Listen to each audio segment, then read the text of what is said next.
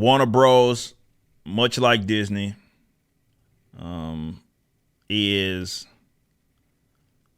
a bunch of hypocrites. Is it hypocritical? Is that the proper term? Maybe. Maybe there's something better. I'll explain to what's going on.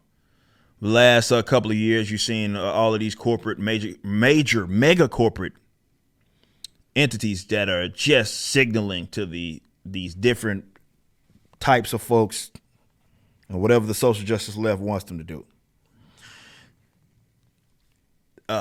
Gay issues are one of those. It's one of the big topics. We see what's going on with Disney. We see what they're doing, how they're responding to this Florida shit. And then we also see Warner Bros. You can see that post that they made, that commitment back in, I think, 2020, they made a commitment publicly about, we're going to be telling all these stories and all of this. And this is what it's about. Homophobia bad, transphobia bad, the usual shit. And then when it comes to, and it's easy to signal that stuff in America, right? Because there's not going to be much consequence. There may be a financial consequence to, if you're like really putting it in the face of people that aren't interested in that, like you're focusing, you're saying a story is more so about sexuality than it is about developing an interesting character. Like, yeah, you might see a financial backlash because of your commitment. But they often have a chance with other countries because these are international markets that they like to mess with things. In the event that they have a chance to make a stand, and really, which is when it matters, right? Everybody's an activist when it's easy. But when you actually have to put something on the line, these guys never do it. Much like Disney, the Fantastic Beasts, there's some gay shit in there. And they removed it, though claiming the spirit of the film remains. They removed the gay shit because, of course, they're trying to appeal to China. So as it says, references to a gay relationship in Fantastic Beasts, The Secrets of Dumbledore, were edited out of the movie by Warner Bros.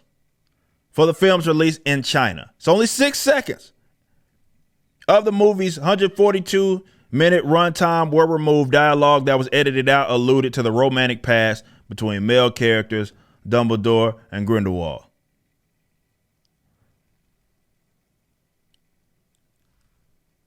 So they don't really believe in what it is that they're saying. They don't. It's a signal. It's a virtue signal. And that's it. It's, hey, it's easy. These activists, they got us pimped. This is what we think is going to be lucrative for us going into the future. We're going to signal our lives away.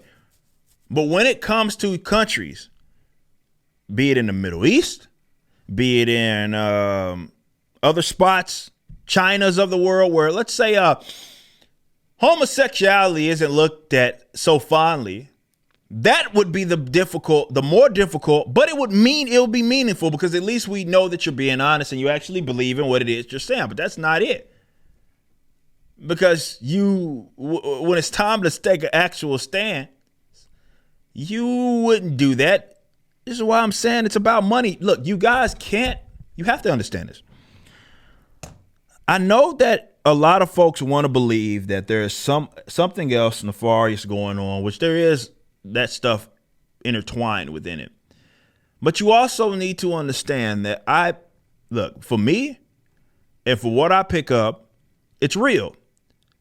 They are getting bad information, and they actually believe that a lot of where they're when Disney says they're committing to 50% of their characters being underrepresented, including this, random various genders and whatever, they believe that that's going to make them money in the long run. They actually believe that. Some would say, well, they don't because it's so much about the gender more than it. No, if that were the case, they would put the shit out there. In the Middle East, they release movies in pockets in the Middle East. They release movies in China. Why would they remove it if it was so much about their agenda? It's not. That's part of it. But ultimately, the shot callers think that this in the long term is lucrative for them.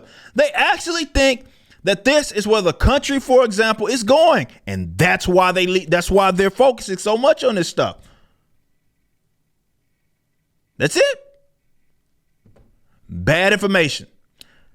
For those of you like myself who've worked for billion-dollar corporations, I know that there is a difference between VPs, CEOs, executives, whatever, and the people that actually make the wheels turn. There's liaisons in between that funnel the information to both parties, right? However, I think you're being a fool, and you're not giving these guys,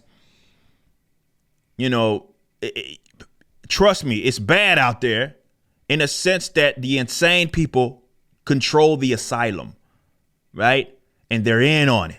You don't want to believe that, it's just about agenda. No. That may be part of it. And it is about agenda for these people. But the only reason they're accepting the agenda is because they think in the long term it's going to make them money. That's it. It's all. Now, when it don't, they may pivot on it once it stops.